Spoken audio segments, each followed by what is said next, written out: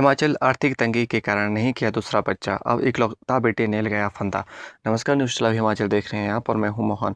आप कहां से यह वीडियो देख रहे हैं कमेंट करके ज़रूर बताएं। जिस बेटे के लिए भविष्य के सपने बुने जा रहे थे, जिस फौज की वर्दी में देखने की तमन्ना थी, वो अब सिर्फ तस्वीरों और यादों में रह गया है। हिमाचल प्रदेश के हमीरपुर के पटरांदर में 11वीं कक्षा के छात्र अन्नी उर्फ मिट्ठू की मौत ने न सिर्फ एक परिवार को तोड़ा है बल्कि पूरे इलाके को झकझोर कर रख दिया है।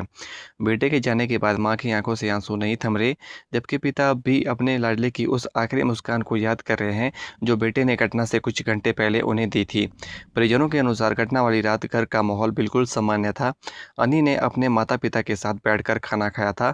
उड़द की दाल और चावल खाते हुए उसने पिता से हंसते हुए कहा था कि मक्खन डालने से दाल का स्वाद और बढ़ जाता है। किसी ने नहीं सोचा था कि यह बातचीत और यह मुस्कान हमेशा के लिए आखिरी याद बन जाएगी। बताया जा रहा है कि आधी रात को जब मां की नज़र बेटे पर पड़ी तो वह बेसुध हो गई।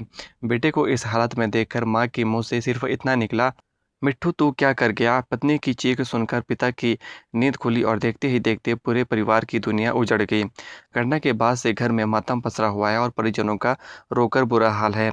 अन्य परिवार का इकलौता बेटा था। वर्ष 2007 में शादी के बाद पिता बंटी ने आर्थिक परिस्थितियों और जिम्मेदारियों को देखते हुए दूसरा बच्चा नहीं किया। परिवार का पूरा ध्यान बेटे की पढ़ाई और भविष्य पर था। पिता की सबसे बड़ी इच्छा थी कि उनका बेटा सेना में भर्ती होकर देश की सेवा करे।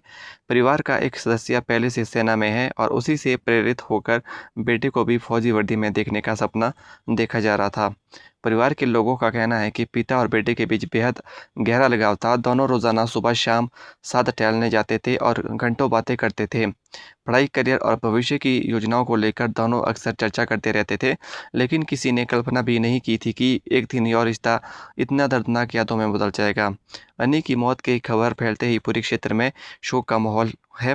गांव में हर कोई इस घटना से स्तंभ है। पड़ोसी, रिश्तेदार और परिचित लगातार परिवार के घर पहुंचकर संवेदनाएं व्यक्त कर रहे हैं। जिस घर में कल तक बेटे के भविष्य को लेकर सपने सजाए जा रहे थे, वहां आज सन्नाटा और आंसू है।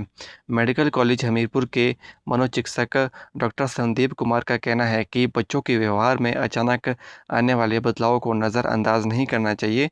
यदि बच्चा तनाव में दिखे या उसके स्वभाव में बदलाव आए तो अभिभावकों और शिक्षकों को उसके खुलकर बात करनी चाहिए। समय रहते संवाद और सहयोग कई गंभीर परिस्थितियों को टाल सकता है।